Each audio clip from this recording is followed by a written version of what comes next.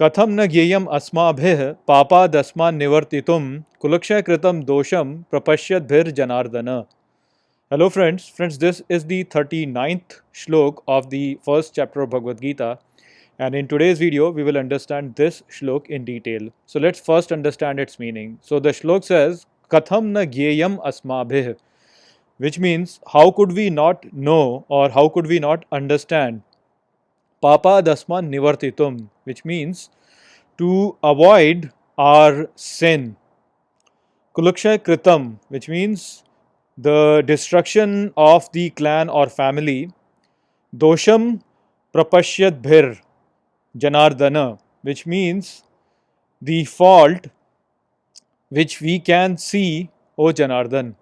So over here, what Arjun is saying is that we have the capacity to see the fault of causing the destruction of our family, O Janardhan.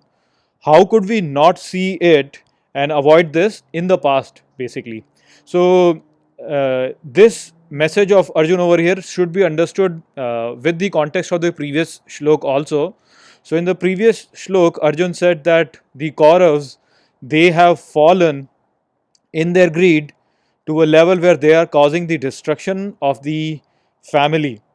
Now, over here, what Arjun is saying is that we can see that this war is going to cause that destruction.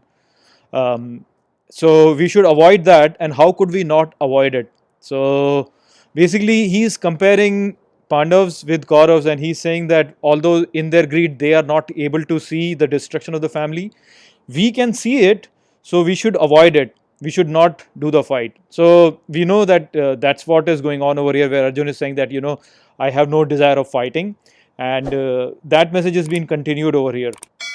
So you might have heard this phrase a lot of time, where people say that we should not fall down to their level. When somebody is doing a bad thing, we say we should not fall down to their level. So it's something similar to that is what is going on over here, where Arjun is saying that we should not fight while they are ready to fight for this for their cause. They are ready to fight for the greed. We should not fight, we should not fall down to their level. Now, this is a very common statement. In India, this is something which has been said many a times, that we should not really fall down to their level whenever any sort of a communal disharmony happens. And this is a statement that is being told mostly to Hindus. Uh, uh, so you have to understand it in that respect. Our own text Gita, where it stands, where Sri Krishna stands in terms of this thing, is what you have to understand. In our history, for example, I can give you an example of Gandhiji. Don't get me wrong, though, I have a lot of respect for Gandhiji. I think he was a great person, but great persons also have some of their faults, because every time a human being is always looking at a thing from one point of view, and Gandhiji was always looking at how he can unite Hindus and Muslims. And in that context, he once said that Hindus should not fight; they should willingly give in to the Muslims. I don't have the exact words what he said, but he said that Hindus should willingly die at the hands of Muslims. That's something what he said in one of his prayers. We know that Gandhiji was very, very inspired by the Jain teachings, and he was also quite inspired by the Christian teachings. And both of these teachings and also Buddhism, they speak in the same way, that we should, if someone slaps you on one of your cheek, you should bring your other cheek in front of that person also.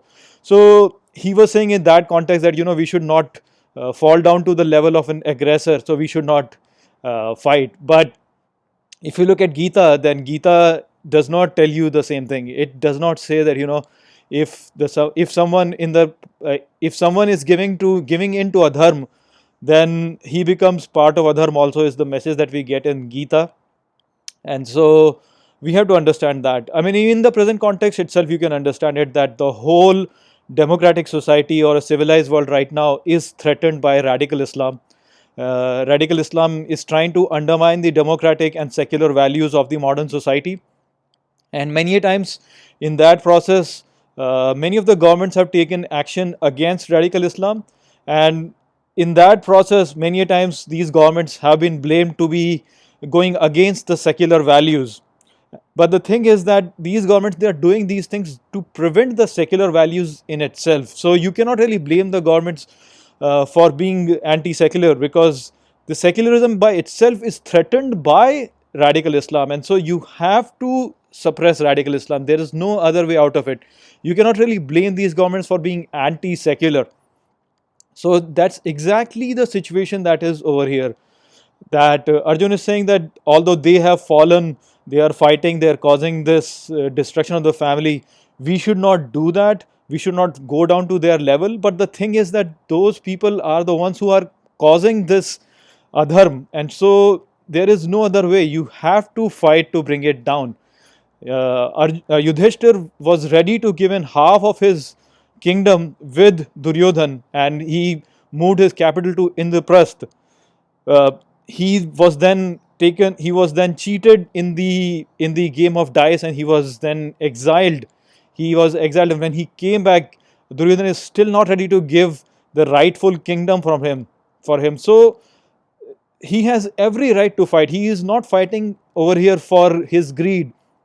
He was ready to just take in 5 villages, and still Duryodhana is not ready to give them. So they are not fighting for the greed, they are fighting for the adharm, because Duryodhana has become so tyrannical that he has to be replaced. He is a threat to everybody. So um, you have to understand that thing. So this is the logic which a lot of time people are not able to understand, and Arjun is pretty confused over here. And this is a thing that you can relate it to real life. You can see how Gandhiji got confused with regards to this. You can see how um, many a times governments are blamed in the wrong way when they are trying to suppress radical Islam this way. So these are very practical things. That is the reason why Gita is so relevant in every time. The teaching over here gives you the right insight to behave in this world, and get your priorities right in this world.